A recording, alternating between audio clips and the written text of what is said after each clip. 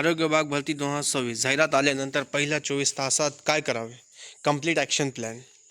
मित्रांनो, सार्वजनिक आरोग्य विभाग भरती जे 2026मध्ये येणार आहे ते वरिष्ठ पातळीवर म्हणजे गव्हर्नमेंट लेवलला, शासन लेवलला ते मान्यता झालेली आहे. प्रत्येक समजा PSC हेल्थ सेंटरला त्यांनी बिंदू नामावली ते सगळं मागवलेलं आहे. म्हणजे भरती केव्हा येऊ शकते. आता मागच्या वेळेस 2023मध्ये भरती जी आली होती ते ऑगस्ट 2023मध्ये आली ती म्हणजे बहुतेक 25 ऑगस्टला आली ती कन्फर्म. 25 ऑगस्ट 2023ला ॲडव्हर्टाइजमेंट आली होती. मग त्यानंतर सगळी प्रक्रिया झाली होती. तर मित्रांनो, आता बहुतेक पुढचा महिना म्हणजे आज जुलै चालू आहे तर पुढचा महिना ऑगस्टचा आहे. तर बहुतेक 80% चान्स आहे, 90% चान्स आहे की ऑगस्टमध्ये यावा. ठीक आहे मित्रांनो, तसलं आता पाहूया आपण. जाहिरात आल्यानंतर, ॲडव्हर्टाइजमेंट आल्यानंतर पहिल्या 24 तासात काय करायचं आपल्याला. नमस्कार मित्रांनो, मी शहबाज शेख आणि तुम्ही पाहत MPW लर्निंग सेंटर. मित्रांनो, समजा आज सकाळी 10 वाजता सार्वजनिक आरोग्य विभाग भरती 2026ची जाहिरात आली. तुम्ही काय कराल? बहुतेक विद्यार्थी लगेच व्हॉट्सअप स्टेटस, टेलिग्राम आणि यूट्यूबवर अपडेट पाहायला लागतात. पण खरं सांगायचं झालं तर जाहिरात आल्यानंतरचे पहिले 24 तास खूप महत्त्वाचे असतात. या 24 तासात तुम्ही योग्य निर्णय घेतला तर पुढची संपूर्ण तयारी सोपी होते. आजच्या व्हिडिओमध्ये मी तुम्हाला step by step complete action plan सांगणार आहे. चला सुरुवात करूया. मित्रांनो, सगळ्यात अगोदर स्टेप 1 आपण पाहूया. सर्वप्रथम अधिकृत जाहिरात डाउनलोड करा. म्हणजे जी ॲडव्हर्टाइजमेंट आलेली आहे ते आपल्याला डाउनलोड करायची आहे. सर्वात पहिली गोष्ट, आपल्याला व्हॉट्सअपवर आलेला स्क्रीनशॉटला पाहून निर्णय घ्यायचा नाही. व्हॉट्सअपवर आलेला स्क्रीनशॉट पाहून निर्णय घेऊ नका. अधिकृत PDF डाउनलोड करा. म्हणजेच मित्रांनो, आता जसं ॲडव्हर्टाइजमेंट रिलीज झाली तर सगळे लोक व्हॉट्सअप, टेलिग्राम, यूट्यूब सगळ्यावर जे येतं ॲडव्हर्टाइजमेंट वगैरेचे त्याचे स्क्रीनशॉट वगैरे ठेवतात आणि आपण लगेच निर्णय घेतात का आपल्याला हेच पोस्ट करायची, हेच पोस्ट घ्यायची. पण मित्रांनो, अधिकृत ॲडव्हर्टाइजमेंट जे येईन, ऑफिशियल ॲडव्हर्टाइजमेंट वाचल्याशिवाय आपल्याला कोणताही निर्णय घ्यायचा नाही. कारण की पूर्ण माहिती फक्त ऑफिशियल ॲडव्हर्टाइजमेंटमध्येच असते. ठीक आहे मित्रांनो, आता पहिला स्टेप आपण समजला. आता सेकंड स्टेप पाहूया. जाहिरात पूर्ण वाचा. अनेक विद्यार्थी फक्त वॅकन्सी किती आहे हेच पाहता, पण तुम्ही खालील गोष्टी नक्की तपासा. आता खालील गोष्टी कोणकोणते? पदाचे नाव, शैक्षणिक पात्रता, वयोमर्यादा, आरक्षण, आवश्यक प्रमाणपत्रे, अर्ज सुरू होण्याची तारीख, अर्जाची अंतिम तारीख, परीक्षा शुल्क, निवड प्रक्रिया, परीक्षा पद्धत, प्रत्येक मुद्दा समजून घ्या. आता मित्रांनो, सगळ्यात अगोदर आपल्याला काय करायचं, जे ॲडव्हर्टाइजमेंट आलेली आहे त्याच्यामध्ये आपण कशासाठी एलिजिबल आहे. पहिला मुद्दा, आपण कशासाठी एलिजिबल आहे, आपण कोणत्या पोस्टवर आपलं क्वालिफिकेशन एकदम सेम मॅच बसतो. म्हणजे आता तुमच्यापाशी SI सर्टिफिकेट आहे तर तुम्ही MPW, health supervisor, health inspector, sanitary inspector ह्या 4-5 पद, 3-4 पदांसाठी आपण जे आहे एलिजिबल आहात. तुमच्यापाशी समजा आता तुम्ही काय केलं, फक्त ॲडव्हर्टाइजमेंट वाचला आणि मला हे तुमच्यापाशी SI सर्टिफिकेट नाही आणि तुम्ही MPWला फॉर्म भरून टाकला, पण फायनल सिलेक्शन होणार नाही. तुमची जर निवड झाली तरी फायनल सिलेक्शन होणार नाही. म्हणजेच वयोमर्यादा, आरक्षण, आवश्यक प्रमाणपत्रे, अर्ज सुनावण्याची तारीख, अर्जाची अंतिम तारीख, परीक्षा शुल्क, निवड प्रक्रिया, परीक्षा पद्धत, प्रत्येक मुद्दा आपल्याला ऑफिशियल ॲडव्हर्टाइजमेंटमधून समजून घ्यायचा. ठीक आहे मित्रांनो.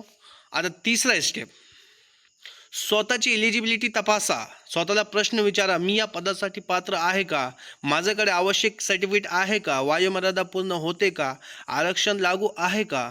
एलिजिबिलिटी तपासा. म्हणजे मित्रांनो, ज्या पोस्टसाठी आपण फॉर्म भरतोय त्या पोस्टला आपण एलिजिबल आहे का, हे सगळ्यात अगोदर सगळ्यात महत्त्वाचं आपल्याला तपासायचं आहे. तर कारण 2023मध्ये एक स्टुडंटचा असं झाला, त्यांनी पॅरामेडिकल म्हणजे पब्लिक हेल्थ डिपार्टमेंटमधून डिग्री केली. हे MPW तरी डिप्लोमा आहे, त्यांनी डिग्री केली होती आणि त्याला माहिती होता की हे पोस्ट माझ्यासाठी नाही आहे, ह्याचं क्वालिफिकेशन मला नाही आहे, पण माझ्यापाशी त्याचा उच्च दर्जाचा म्हणजे शिक्षण आहे, म्हणजे डिप्लोमापेक्षा माझ्यापाशी पब्लिक हेल्थची डिग्री आहे. तर त्यांनी काय केलं, सहज असा फॉर्म भरून टाकला. कारण की माझं सिलेक्शन तर म्हणजे एक कसे ॲडव्हर्टाइजमेंट असते, कशी एक्झाम असते, त्या हिशोबाने त्यांनी काय केलं, फॉर्म भरून टाकला. पण असं झालं का त्यांनी फॉर्म भरला आणि त्याचं सिलेक्शन झालं, म्हणजे त्याची निवड झाली. पण आता याच्यापाशी SI सर्टिफिकेट नाही आहे. मग डॉक्युमेंट्स व्हेरिफिकेशनसाठी ह्याला खूप प्रॉब्लेम आले. मग त्याचे एक म्हणजे कमिटी जी होती, ते लाईव्ह टेलिकास्ट चालू होता व्हेरिफिकेशनला. एक कमिटीमध्ये एक मेंबर होते, ते म्हणजे त्याचे ग्रॅज्युएशनचे टाईमचे ते सर होते. म्हणजे पॅरामेडिकल त्यांनी ग्रॅज्युएशन जे केलं होतं पब्लिक हेल्थमधून ते सर होते. तर त्यांनी सांगितलं की भाई त्याला होल्डवर टाका. मग खूप प्रॉब्लेम झाले, पण शेवटी ते अनएलिजिबल झालं. त्याचं सिलेक्शन झालं नाही, तो अपात्र ठरला. कारण की त्यांचं म्हणणं असं होता का तू सगळ्यात उच्च काम करू शकतो, म्हणजे जे MPWला पात्र आहे त्यांच्यापेक्षा जास्त तू एकदम हाय क्वालिफाईड तू स्टुडंट्स आहे, तू त्याच्यापेक्षा जास्त काम करू शकतो. त्यांच्यामध्ये डीपमध्ये तू शिक्षण केलेलं आहे, शिक्षण घेतलेलं आहे, तू हायर एज्युकेटेड पर्सन आहे. बट ॲडव्हर्टाईजमेंटने MPWचा SI सर्टिफिकेट कंपल्सरी सांगितलेलं आहे, म्हणून तुझ्यापाशी SI आहे का? तो म्हणला नाही, मग तो अपात्र आहे. असं असतो मित्रांनो का सगळ्यात अगोदर आपण एलिजिबिलिटी तपासा की मी कोणत्या कोणत्या पोस्टसाठी पात्र आहे. ठीक आहे मित्रांनो, आता डॉक्युमेंट्स, आता स्टेप 4 आपण पाहूया. डॉक्युमेंट्सची चेकलिस्ट तयार करा. म्हणजे आता एक वही घ्या आणि पेन घ्या आणि लिहा 10वी 12वी degree, internship, registration, sanitary inspector certificate जर लागू असल्यास, MSCIT टायपिंग सर्टिफिकेट लागू असल्यास, caste certificate, non creamy layer, domicile, Aadhaar card, passport size photo, signature, हे सगळे डॉक्युमेंट्स जे आहेत तर हे जे डॉक्युमेंट्स नाहीत त्यांची लगेच तयारी सुरू करा. ठीक आहे मित्रांनो, आता स्टेप 5 पाहूया. आजच्या शेवटच्या दिवसासाठी ठेवू नका. आजला शेवटच्या दिवसासाठी मित्रांनो ठेवू नका, ही सर्वात मोठी चूक असते.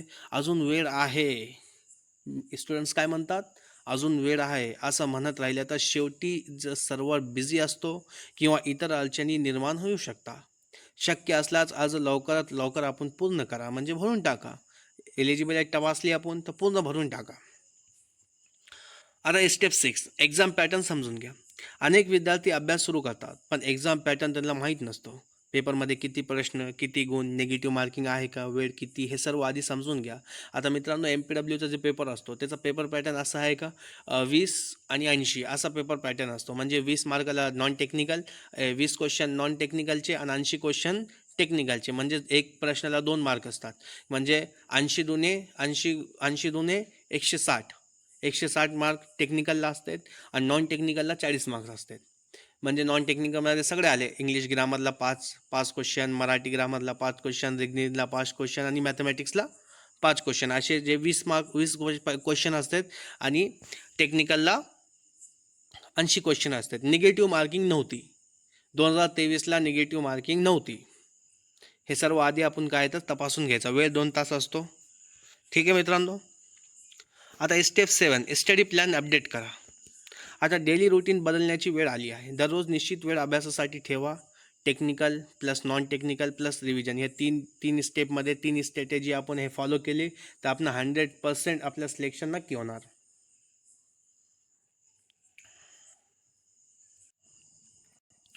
हां मित्रांनो, स्टडी प्लॅन आपल्याला काय करायचं, अपडेट करायचा. म्हणजेच कसं, आता आपण ॲडव्हर्टाईजमेंटच्या अगोदर आपण काय करत होते, मनात आलं तर स्टडी करत होते, नाही आलं तर नाही करत होते. पण स्टडी ॲडव्हर्टाईजमेंट आल्यानंतर आपल्याला एक एक मिनट, एक एक सेकंड, एक एक तास आपल्याला महत्त्वाचा आहे, इम्पॉर्टंट आहे. त्यामध्ये आपल्याला रुटीन चेक करायचं आहे, आपलं स्टडी रुटीन अपडेट करायचं आहे. आधी आपण काय करत होतो, 1 तास अर्धा तास वाचत होते, अभ्यास करत होते, तर आता 3 तास आपल्याला करायचे. 2 तास टेक्निकलला आणि 1 तास नॉन टेक्निकलला आणि 10-15 मिनिट रिव्हिजनला, असे आपल्याला 3 तास जे येतं आपल्याला स्टडीला द्यायचं आहे. या तिन्ही गोष्टी समतोल ठेवा. ठीक आहे मित्रांनो, आता स्टेप 8, अफवांपासून सावध राहा.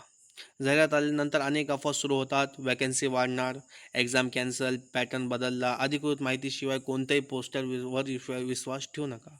मित्रांनो, बहुतेक वेळा काय होतो का परीक्षा कॅन्सल झाली. आता नीटचा पेपर फुटला, सगळ्यांनी म्हणले परीक्षा कॅन्सल झाली, ते एक वेगळा मुद्दा होता. पण असं काही अफवा येतात, परीक्षा कॅन्सल झाली, परीक्षाचं वाढणार आहे, तारीख वाढणार आहे, हॉल तिकीट आलेला नाही, हॉल तिकीटचं डेट वाढणार आहे. हे काही असलं तरी आपल्याला विश्वास ठेवायचा नाही. जेव्हा ऑफिशियल पत्र येईन, ऑफिशियल गव्हर्नमेंटचा GR येईन, तेव्हाच आपल्याला काय करायचं आहे, त्याच्यावर विश्वास करायचा आहे आणि ते आपल्याला ॲक्सेप्ट करून चालायचं आहे.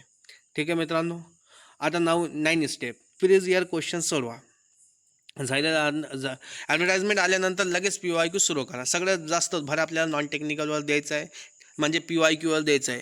PYQचे जेवढे नॉन टेक्निकल PYQमध्ये ते आपलं कसं एक प्रॅक्टिस होऊन जातो आणि टेक्निकल आपल्यापाशी सिलेबस पूर्ण आहे. त्या सिलेबसला आपण काय करायचं, एक PYQचे क्वेश्चन्स आपण तयार करून त्याची जे आहे तर स्टडी करायचं, त्याला वारंवार रिव्हिजन करायचं आहे. ठीक आहे मित्रांनो, आता स्टेप 10, पॅनिक होऊ नका, म्हणजे घाबरून जाऊ नका, काय होणार नाही. अनेक विद्यार्थी जाहिरात पाहून घाबरतात, इतकी वॅकन्सी कमी आहे, कॉम्पिटिशन खूप जास्त आहे. पण लक्षात ठेवा, तुमचं लक्ष कॉम्पिटिशनवर नाही, प्रिपरेशनवर असले पाहिजे.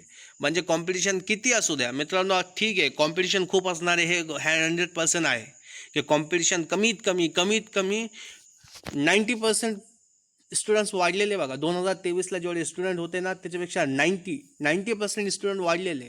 कारण की 2023मध्ये SI सर्टिफिकेट जास्त कोणाला नॉलेज नव्हता, MPWचं जास्त कोणाला नॉलेज नव्हता, SIचं जास्त नॉलेज नव्हता. पण 2023चे भरतीनंतर जे स्टुडंट्स लागलेत का, त्यांच्यामुळं त्यांची जे तर मेजॉरिटी बघून सगळे स्टुडंट SI कर वळलेत.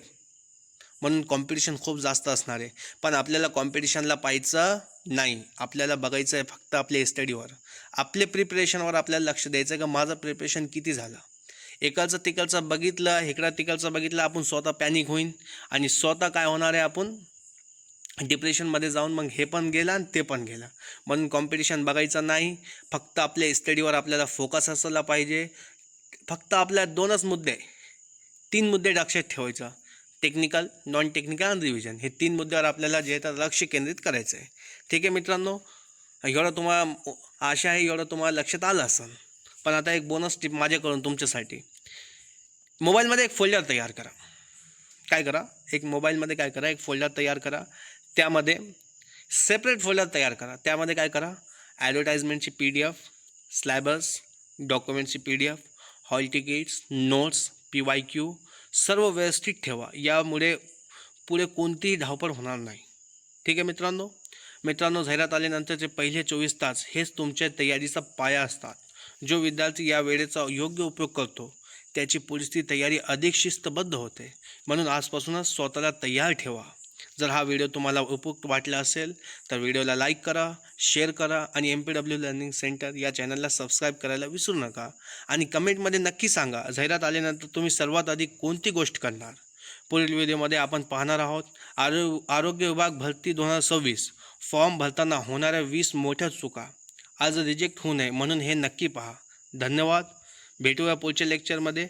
थँक्यू.